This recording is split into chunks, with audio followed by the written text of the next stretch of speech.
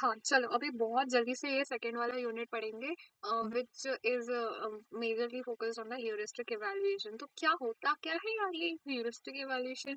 ठीक है, अब इसको डिटेल में पढ़ेंगे। तो पहले ये समझो कि हमने जो भी जो डिज़ाइन किया था फर्स्ट यूनिट में हमने पढ़ा था कि हमें उसे कैसे-कैसे डिज़ाइन करना है, कौन से हमें प्रिंसिपल्स की एस्पेक्ट्स को हमें ध्यान रखना है, उसको डिज़ाइन करते गए। ठीक है, अब ये डिज़ाइन हो गया। नेक्स्ट स्टेप समझो कि हमें उस चीज़ को इवैल्यूएट करना कितना ज़्यादा इंपॉर्टेंट है। हमारे डिज़ाइन को इवैल्यूएशन जब तक नहीं मिलेगा, है ना? तब जब तक हमारे 4-5 रियल वर्ल्ड यूज़र्स और कोई ऐसे एक्सपीरियंस्ड टेस्टर्स हमारा जब तक यूआई नहीं चेक करते हैं, तो we can not finalise it, है ना? तो जब हम कोई बड़ा प्रोडक्ट डिज़ाइन करते हैं ना, तो उसमें ये जो इवैल्यूएशन मेथड रहता है, ये बहुत ज़्यादा इम्पोर्टेंट रहता है। उसमें हम क्या यूज़ करते हैं? हेयुरिस्टिक इवैल्यूएशन ही करते हैं। इसमें क्या होता है? Heuristic evaluation is the usability inspection method. जो यूजेबिलिटी इंस्पेक्ट कर रहे हैं हम कि जो हमने उससे हमने क्या बनाया था, यूजेबल डिजाइन बनाया था।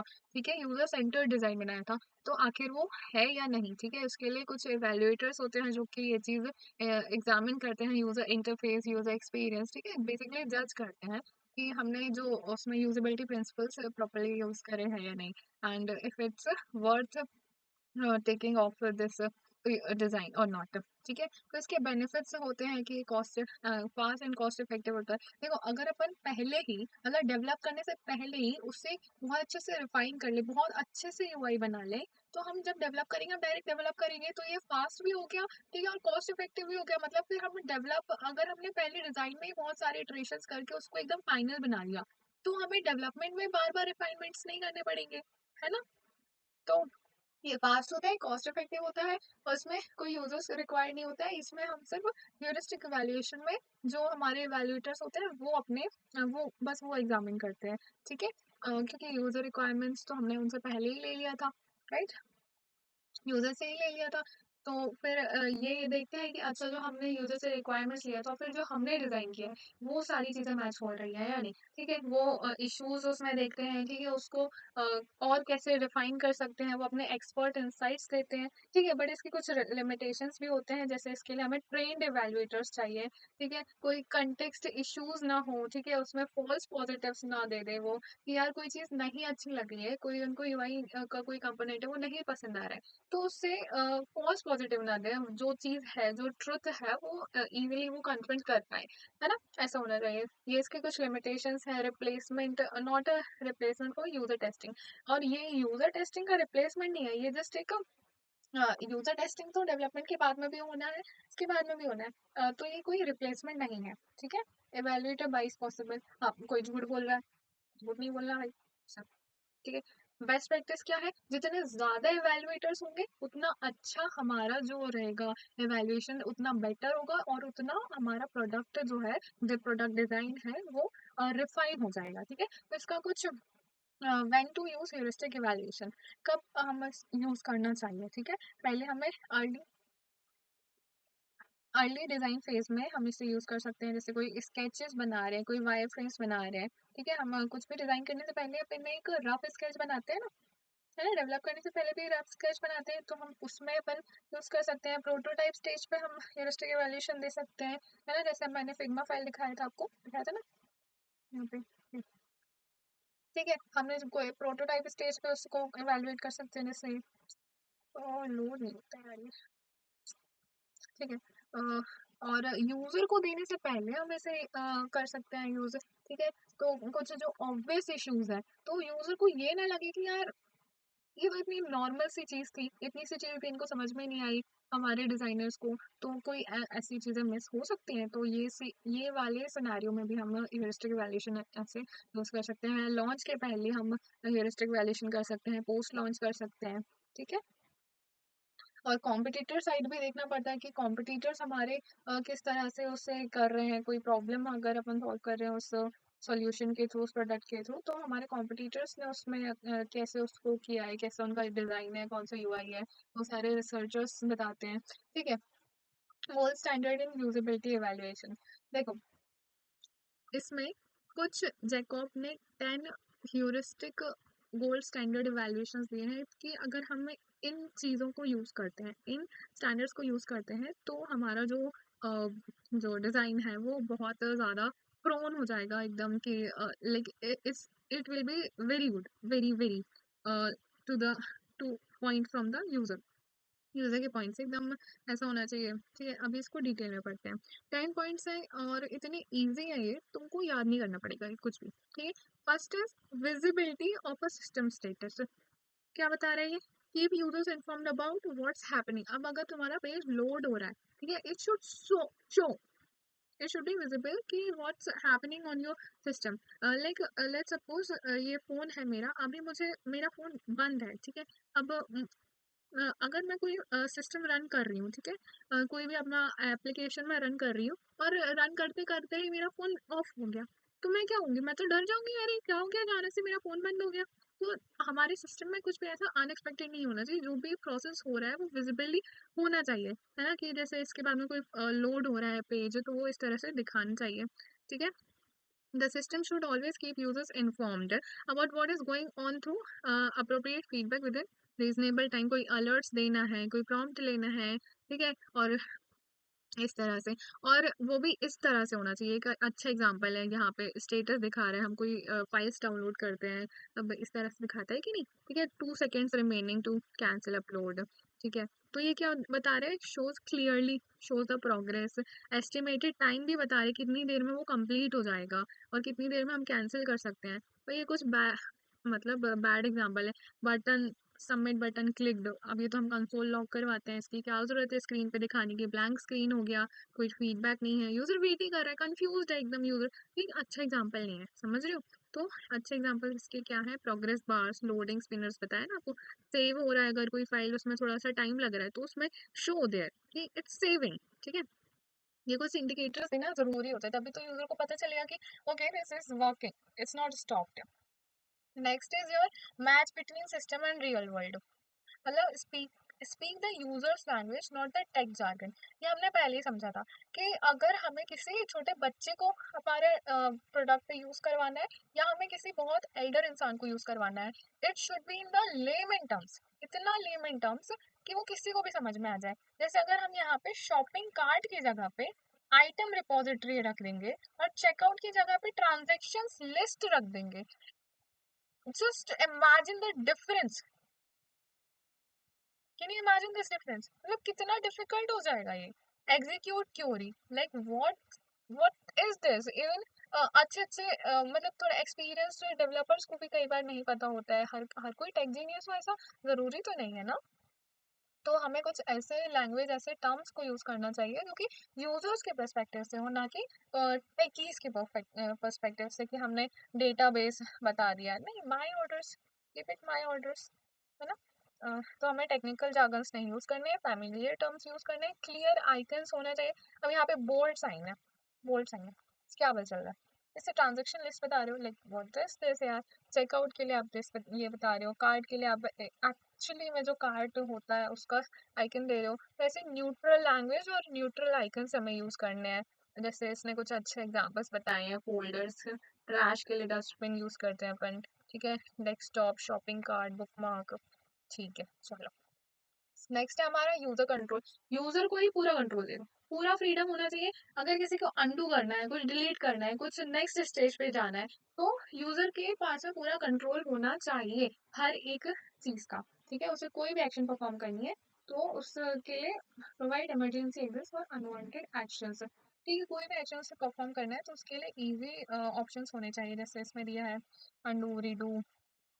अंडू के लिए आपने यहाँ पर बता दिया कि अंडू करना है आपको कंट्रोल Z करना पड़ेगा, रिडू करना है कंट्रोल Y। ठीक है, और वो शो भी करना चाहिए। ठीक है, और आई यू शो, और हाँ कंसिस्टेंट भी होना चाहिए। जैसे हम कोई फोल्डर्स, कोई कुछ भी सॉफ्टवेयर डाउनलोड करते हैं, ठीक है, उसमें क्या करते हैं हम? नेक्स्ट नेक्स्ट नेक्स्ट नेक्स्ट करते जाते हैं, नेक्स्ट नेक्स्ट नेक्स्ट करते जाएंगे, फिर इंस्टॉल बटन आएगा, तो हम क्या है, बार बार हमें उसे देखना नहीं पड़ रहा है। अच्छा, उसके बाद में फिर सबमिट आ रहा है, फिर ये आ रहा है, फिर और नेक्स्ट आ रहा है, ऐसे नहीं हो रहा, हमको सिर्फ नेक्स्ट नेक्स्ट करते जा रहे हैं। तो कितना इजी हो गया ना। अगर वो बार बार पूछेगा कि ओके सबमिट, ऐसे अलग अलग ऑप्शंस देगा तो कितना टिपिकल हो जाएगा, राइट? तो हमें यूजर्स के पर्सपेक्टिव से देखना है कि वो, ताकि उसमें फास्ट कर पाए। आखिर कोई भी टाइम नहीं देना चाहता इतना ज्यादा।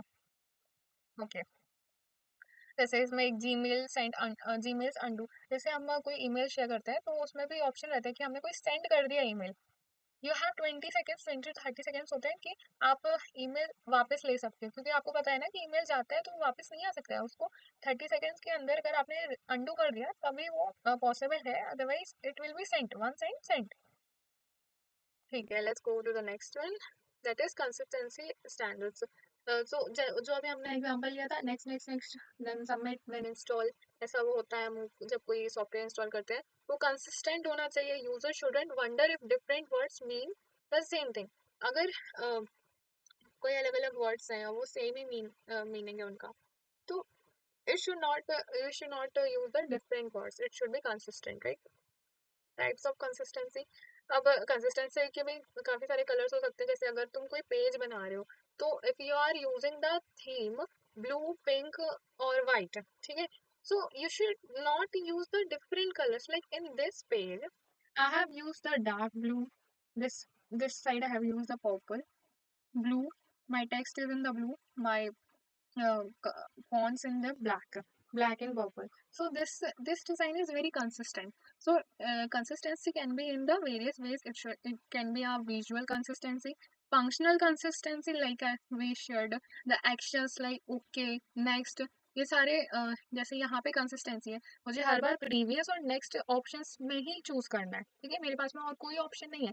मुझे जैसे मैं नेक्स्ट पेज पे भी मूव कर रही हूँ तो ऐसा नहीं है कि मेरा इसके बाद में ओके बटन आ जाएगा या इसके बाद में कोई सबमिट बटन आ जाएगा, नहीं ऐसा नहीं है, ये फंक्शनल कंसिस्टेंसी है। ठीक है, सेम ऐसे ही है, सारे प्लेटफॉर्म्स के लिए अपने अपने होता है। ठीक है, error prevention. So error prevention, देखो एक मतलब सीधे एरर देने से अच्छा है ना हम उसे बता दें कि यार एरर ना हो इसलिए तुम ये करो। अब जैसे हमें जैसे गूगल फॉर्म्स रहते हैं, ठीक है, अभी उसमें ईमेल में अगर अपन @ नहीं लगाए और डॉट नहीं यूज करें तो हमें एक एरर आता है ना कि यार प्लीज स्पेसिफाई इसमें यूज करना है, ठीक है, इट इज रिक्वायर्ड, है ना, वो सब दिया रहता है कि जिसमें स्टार है वो रिक्वायर्ड है, मतलब वो तो आपको फिल करना ही है।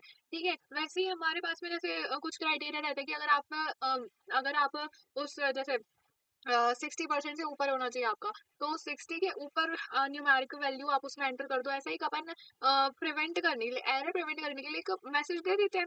ठीक है, तो वैसे ही हम इसमें यही कहना चाह रहे हैं कि हम एरर प्रिवेंट करने के लिए मतलब एक अच्छा मैसेज दे दो ताकि वो एरर होने से बच जाए। ठीक है, फाइनल एरर में आएगा तो यूजर तो डर जाएगा ना कि यार आखिर हमने एरर गलती कहाँ करी थी। तो जहाँ पे गलती हो सकती है उसको पहले अपन उसको एक मैसेज दे दो। जैसे यहाँ पे कंस्ट्रेंट्स इसने बताए हैं कि जैसे डेट को सिलेक्ट कर रहे हैं तो type of in can't type invalidate हम उसमें डिफाइन कर देते हैं कि हमें जीरो से नीचे कोई भी डेट्स नहीं चाहिए, जीरो के नीचे कोई नंबर्स नहीं चाहिए। तो उस वो प्रिवेंट हो जाएगा कि हम माइनस में कोई नंबर नहीं दे सकते, पॉजिटिव्स ओनली देना है इसमें। ठीक है, और जैसे ये डबल चेक क्रिटिकल एक्शंस, जैसे कोई कुछ ऐसे रहते हैं ना कि I agree to this terms और उसका चेक बॉक्स फिल करना रहता है। ठीक है, और जैसे हम कोई फाइल्स डिलीट करते हैं, ठीक है, तो उसमें पहले पूछता है ना कि are you sure you want to delete, ठीक है, तो ऐसे डबल चेक कर रहे हैं कि तो ये सारी चीजें भी हमारे डिजाइन में होना चाहिए, क्योंकि से अगर हो सकता है बाय मिस्टेक कोई यूजर कर दे, कोई उसे डिलीट नहीं करना था, कैंसिल का ऑप्शन उसको दे दो। ठीक है, तो ये वाले इसमें है। ठीक है, ये आपको वैसे भी समझ में आ रहा होगा, ईमेल का अपन ने जो लिया डू यू माई मीन, अब उसने कोई इनवैलिड सिंटेक्स दे दिया, यहाँ पे जीमेल डॉट नहीं लिखा डॉट कॉम लिखा, तो उसको बता दो कि अच्छा आप ये बताना चाह रहे थे। जैसे हम टर्मिनल पे कोई गलत कमांड से दे तो वो अपन को बताते हैं कि अच्छा we have this similar command, तो आप ये तो नहीं बताना चाह रहे थे। वो ऐसे सजेशंस भी होना चाहिए। ठीक है, डिफॉल्ट होना चाहिए कुछ की अच्छा ये चीज तो इंसान को करनी है तो उसको एक बस टिक बॉक्स दे दो कि ओके, उसको कुछ टाइप नहीं करना है वहां पे, उसमें कुछ फिल नहीं करना है, उसे बस एक टिक बॉक्स में अपन दे सकते हैं। ये वाला ये बता रहा था। ठीक है, नेक्स्ट चलते हैं। ठीक है, रिकॉग्नाइजेशन रेदर देन रिकॉर्ड। देखो वी डोंट वांट कि यूजर को हमारे वेबसाइट में कुछ भी रिकॉग्नाइज करना पड़े ना, मतलब याद करना पड़े कि अच्छा मुझे अगर जैसे मुझे आरजीपीवी में अपने रजिस्टर करना रहता है तो मैं क्या करती हूँ, पहले मुझे एग्जाम फॉर्म फिल करना है, अब मुझे पहले याद करना पड़ेगा कि अच्छा सबसे पहले मुझे कहाँ पे जाना है, मुझे जाना है लॉगिन करना है, उसके बाद में मेरे पास एक बहुत बड़ा डैशबोर्ड आएगा, उसके बाद में मुझे कहाँ जाना है, स्टूडेंट लाइफ पे जाना, हाँ स्टूडेंट लाइफ पे जाने के बाद लॉगिन पेज मुझे मिलेगा, ऐसा मुझे याद रखना पड़ेगा। फिर लॉगिन करने के बाद मुझे एग्जाम फॉर्म के लिए वो साइड बार आएगा उसका, उसमें व्यू स्टूडेंट सर्विसेज देखना पड़ेगा, सर्विसेज के अंदर मुझे एग्जाम फॉर्म, कितना क्रिटिकल है, मुझे याद रखना पड़ रहा है ये सारी चीजें। तो ये हम नहीं चाहते, एक बहुत बुरा एग्जाम्पल है, बट नो डाउट आरजीबी की साइड बहुत अच्छी है, बहुत ही अच्छी है, मैं क्या बताऊँ। तो ये सारी चीज़ें, उसके लिए हम क्या कर सकते हैं, ईज़ी फ़ॉन्ट सिलेक्शन कर सकते हैं, ठीक है? और ताकि कुछ भी उसको मेमोराइज़ ना करना पड़े, तो हम auto complete, drop downs, recently use, ये कुछ अच्छे एग्जांपल्स हैं यार, कितने सही हैं। विजुअल प्रीव्यूज़ रख सकते हैं कि कुछ कुछ अपन को डाउनलोड करना है, ठीक है? तो उसके पहले हम उसको प्रीव्यू दिखा दें, कि आप जो डाउनलोड करना चाहते हैं, वो कुछ ऐसा दिखेगा, है ना? ऐसा होता है ना? ये सारी चीज़ें, ठीक है? Next is flexibility and efficiency.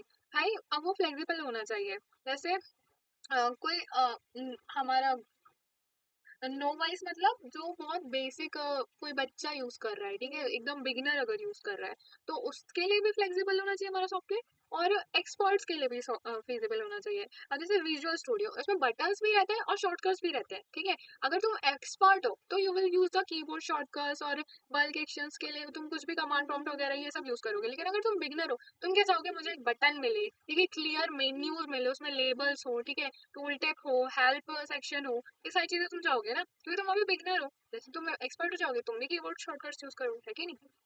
और एस्थेटिक एंड मिनिमलिस्टिक डिजाइन, ये तो मैं कब से कह रही हूँ कि जो हम चाहते हैं यूजर से करवाना, कॉल टू एक्शन, वो बटन्स उसको सामने दिखना चाहिए, है ना? ये नहीं हो कि बहुत सारे एड्स आ रहे हैं, एड्स आ रहे हैं, बहुत सारे बटन्स आ रहे हैं, बिल्कुल overwhelming layout, overwhelming layout, sorry, मेरा इंग्लिश उतना अच्छा नहीं है यार, इसलिए तो मैं सिर्फ हिंदी में ही बात कर रही हूँ, और मैं बहुत ज़्यादा ट्राई कर रही हूँ कि उसको ईजी से ईजी वे में एक्सप्लेन कर पाऊँ।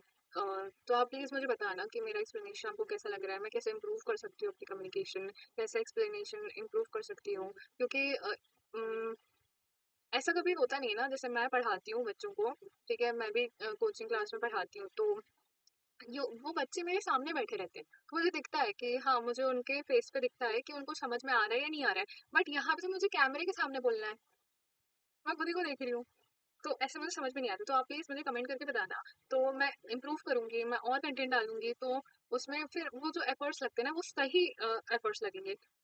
ओके, ठीक है।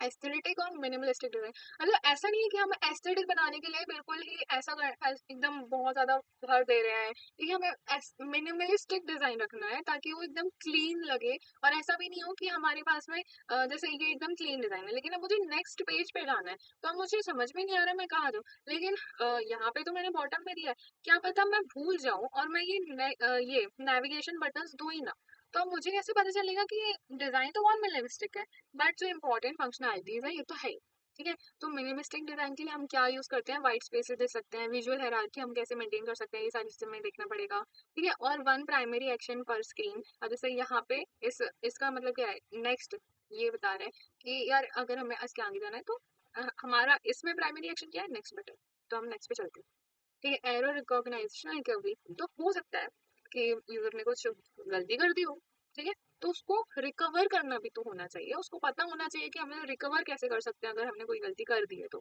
ठीक है। तो हम एक एरर मैसेज दें प्लेन लैंग्वेज में, ऐसा नहीं कि वो कंपाइलेशन एरर बता रहे हैं, हम यूजर को बता रहे हैं कंपाइलेशन एरर आ गया, यार उसको कैसे पता, उसने किया है क्या अभी टेक, नहीं ना, तुमने किया है। तो उसको हमें एकदम प्लेन लैंग्वेज में बताना पड़ेगा कि जो प्रॉब्लम हुआ वो कैसे हुआ, क्या प्रॉब्लम हुआ, कैसे हुआ, और हम उसे फिक्स कैसे कर सकते हैं, ये सारी चीजें हमें उसमें एक्सप्लेन करना चाहिए, ठीक है। अब जैसे इसका सही सा सिंटेक्स दिया है यहाँ पे कि फाइल नेम, ठीक है, इसमें आपने क्या गलती करी है, आपने इनवैलिड कैरेक्टर्स का यूज कर लिया है, तो हम उसको सॉल्यूशन क्या दे रहे हैं, please remove these invalid characters, और फिर ट्राई करो फिर से, ठीक है। तो ये एक अच्छा सिंटेक्स है इसका, आप उसको कैसे बता सकते हो, ठीक है। और ये एक है एरर दे दिया, और ये एरर के बाद में कुछ कोड है, यार यूजर को कैसे पता ये कोड क्या है, वो तो डर जाएगा, वो तो आगे वेबसाइट छोड़ के भाग जाएगा, उसको ये भी तो बताओ कैसे फिक्स कर सकते हैं। तो हमें टेक्निकल जार्गन्स नहीं देने हैं, यूजर को ब्लेम नहीं करना है, ठीक है। और ऐसे उसको छोड़ नहीं देना है कि यार अब तो आपने एरर कर दिया है, नहीं, उसे बताओ फिक्स कैसे कर सकते हैं, ये बताओ। ठीक, चलो। अभी हेल्प एंड डॉक्यूमेंटेशन, ये बहुत ही ज़्यादा वो इम्पोर्टेंट है, वहाँ कोई देखता नहीं है, पर हाँ, जब हम कोई बड़ा सॉफ्टवेयर डेवलप करते हैं, this is the must, must, ये होनी चाहिए। क्योंकि से देखो, डॉक्यूमेंटेशन, हम जैसे हम रिएक्ट पढ़ते हैं या कोई नई टेक्नोलॉजी आती है ना, उसके ट्यूटोरियल्स नहीं होते यूट्यूब पे, उसमें कोई वन शॉट नहीं होता, उसमें तुम्हें डॉक्यूमेंटेशन से ही पढ़ना रहता है, उसका सीडीएन होता है, जैसे स्टैक ओवरफ्लो, पहले अभी तो चलो यूट्यूब आ गया, पहले के ज़माने में इंसान पढ़ता था या तो उसके टीचर से, और टीचर्स कैसे पढ़ते थे? डॉक्यूमेंटेशन होता था, और डॉक्यूमेंटेशन प्रॉपर अपडेट होता था, ठीक है? तो अगर तुम भी कोई प्रोडक्ट बना रहे हो, तो उसमें हेल्प एंड डॉक्यूमेंटेशन सेक्शन होना ही चाहिए। क्योंकि कल को अगर कोई ऐसा अजीब ही एरर आ जाए, जो कि यूज़र को भी नहीं समझ में आ रहा है, उसको कहीं इंटरनेट पे नहीं मिल रहा है, वो जाके तुम्हारी डॉक्यूमेंटेशन पढ़े, उसको समझ में आना चाहिए कि वो चीज़ क्यों हो रहा है, कैसे हो रहा है, आपका जो हो रहा है वो कैसे वर्क कर रहा है, ठीक है? तो यहाँ पे कुछ कुछ दिया है, इजी टू सर्च होना चाहिए, फोकस्ड कॉन्क्रीट स्टेप्स में बताना चाहिए आपको। जो डॉक्यूमेंटेशन है, ऐसा नहीं है कि आप उसमें बहुत सारे पैराग्राफ्स लिख दो, नहीं नहीं, कॉन्क्रीट स्टेप्स में बताना चाहिए, ठीक है? Even if system can be use without documentation, हम यूज कर सकते हैं, लेकिन उससे क्या हो जाएगा डॉक्यूमेंटेशन से, अगर आपके जो सॉफ्टवेयर है वो कोई बहुत ऐसा यूजर यूज कर रहा है जिसको बिल्कुल कुछ भी नहीं पता है, तो अब पहले जैसे हम कोई गेम खेलते हैं, तो हमको पहले वो आ जाता है ना, क्विक टूर होता है ना, चैट जीपीटी पे भी जब भी हम रजिस्टर करते हैं, पहले क्विक टूर बताते हैं कि यहाँ पे आपको टाइप करना है, यहाँ पे आपका नेविगेशन नैव बार है, यहाँ से आपको न्यू चैट स्टार्ट करना है, क्विक टूर टाइप का। So this that's what help and documentation, ठीक है? एफएक्यूज आप देख सकते हो, कॉन्टेक्चुअल हेल्प दे सकते हो कि अच्छा आपने पासवर्ड पासवर्ड आपको कैसे रखना है, 8 कैरेक्टर्स के अंदर रखना है, उसमें आप अपर केस लोअर केस कैसे रखने हैं, ठीक है? सर्च डॉक्स दे सकते हो, ये सारी चीजें क्विक टूर बताया अभी, ठीक है? अभी ये देखो, आप इस रेटिंग मतलब जैसे ये जो इवैल्यूएशन होता है, ठीक है? अभी हमारे सारे 10 वो जो प्रिंसिपल्स थे वो हो गए कंप्लीट। अभी हम जो प्रॉब्लम्स हैं उसको रेट कर सकते हैं, like 0 for not a problem, वहाँ पे कोई ऐसा बहुत ज़्यादा इशू नहीं है, ठीक है? 1 for the minimal minor issues, second also for the minor, 3 for the major, and for the very very very major, कि आपको इसको इमीडिएटली करना पड़ेगा, रिजॉल्व करना पड़ेगा, otherwise it will be a very critical issue. So हम ऐसे करके इसे वो रेट करते हैं, ठीक है? इसे रेट करते हैं कि हमें अभी किस चीज़ पे ज़्यादा फोकस करना चाहिए, ठीक है? तो हमें ये सारे फैक्टर्स इसमें कंसिडर करने हैं, जैसे frequency, how often does it occur, ये जो हमारा एरर आ रहा है, ये मेजर एरर जो है वो कितना कितना ज़्यादा ऑफन है, ठीक है? उससे इम्पैक्ट क्या हो रहा है, उसका परसेंटेज यूजर्स हिट, मतलब जो एरर ये आ रहा है वो मेजर है, ठीक है? और बार बार यूजर्स फेस कर रहे हैं, तो it's a very red flag for your product, ठीक है? क्योंकि से अगर यूजर बार बार कोई एरर फेस कर रहा है, पेमेंट में अगर फेस कर रहा है, जैसे कई बार अमेजोन या ऐसे सेल्स चलती है उसमें पेमेंट का इशू आ जाता है, तो it's a very big issue यार। इट्स मतलब अभी सेल टाइम है उनका, सबसे ज्यादा तो यूजफुल जो रहना है उनका प्रोडक्ट्स और बाय नाउ पेमेंट सेक्शन ही रहना है, तो इट एरर, ठीक है? तो उससे इसलिए हम इसे स्केल करते हैं एरर्स को, जैसे 4 for the very major error, कि आपके लॉगिन में डेटा में कुछ एरर आ रहा है, ठीक है? फिर इसमें आप कर सकते हो कंफ्यूजन हो रहा है, डेटा लॉस हो रहा है, ये सारी चीजें माइनर एरर्स। आप और ये जो कलर स्कीम्स में कुछ एरर है, कि कलर परसिस्टेंस नहीं है, या कहीं पे टाइपोग्राफी स्मॉल है, कुछ विजिबल नहीं है, so these are very minor errors, we can even avoid it, but we can not avoid the major errors, ठीक है? तो अब पूरा हमने पढ़ लिया, अभी देख लेते हैं इसका प्रोसेस क्या होता है। बस जो हमने पढ़ा है उसको स्टेप्स में बता रहे हैं कि हमें डिफाइन करना है इसको, ठीक है? जो हमारे 3 से 5 इवेल्युएटर्स रहेंगे वो हमें कॉन्टेक्स्ट देंगे उसका, ठीक है? इंडिविजुअल इवेल्युएशन रखना है, मतलब ये जो सारे 3 to 5 हमारे इवेल्युएटर्स वो इंडिविजुअली इवेल्युएट करेंगे, तो सारे इंस्पेक्ट को इंडिविजुअली, ठीक है? कोई वायलेशंस नहीं होना चाहिए उसमें, ठीक है? उसमें रेटिंग होना चाहिए, रेटिंग हमने पढ़ लिया। उसमें जो हमने फैक्टर्स पढ़े कि वो किस फैक्टर्स पे हम रेट कर रहे हैं उसे, ठीक है? 0 to 4 में उसका रेटिंग होता है, ठीक है? और जो रेटिंग जिसका ज़्यादा बहुत सीवियर होगा, बहुत फ्रीक्वेंट होगा, तो हम उस पर पहले डीबग करेंगे, राइट? नेक्स्ट है हमारा डीब्रीफिंग सेशंस, कंबाइन फाइंडिंग, ठीक है? अब उसके बाद में इवेलुएट कर लिया, उसके बाद में हमें उस पर काम भी तो करना है ना, तो उसके लिए होता है डीब्रीफिंग सेशन, उसमें डिस्कस करो उसको, हम रिमूव कैसे कर सकते हैं उसको, और इम्प्रूव कैसे कर सकते हैं, ये सारा होता है इसमें। रिपोर्ट एंड रिकमेंडेशन सेम है, मतलब जो भी हमने इवेलुएट कर रहा है उसको रिपोर्ट कर दो, उसका रिकमेंडेशन दे दो, ये सारे इसके इवेल्युएशन प्रोसेस होते हैं। इसके बाद में इस यूनिट में वो दिया है ऐसे एक्टिविटी काइंड ऑफ है, आप इसको रीड कर सकते हो, आप डॉक्यूमेंट कर सकते हो, जैसे बड़े बड़े जो प्रोजेक्ट्स रहते हैं ना फॉरेन के, उसमें अगर एक छोटा सा भी इश्यू रहता है ना, या छोटा सा भी उनको कहीं पे चेंज करना रहता है, they will give you a 1 pager documentation, and you will be amazed कि it was just a minimal issue. You just needed a shift or the color change of that icon. They will give you a one-page documentation. But that's important from a very when you are working on the big projects, scale projects. तो इस तरह से उसका documentation लिखा जाता है कि आपको होम पेज में जो सर्च बार है उसमें आप ये चीज़ें कर रहे हो, हमें इधर पे एरर आ रहा है, जो भी चीज़ है वो आप ऐसे लिखोगे। तो यहाँ पे इनने दिया है ग्रुप असाइनमेंट, तो ये पढ़ने की कोई ज़रूरत नहीं है। ठीक है, ठीक है, that's all for this unit, and I will see you in the next unit. ठीक है, तब तक के लिए stay tuned and best of luck for your exam. I know I have uploaded this video very late, just one day before exam. But I will try from the next of our subject, software architecture. But I will cover all the 3 units as well. Unit 3, 4, 5. Please subscribe to the channel. See you soon. Good night. Thank you.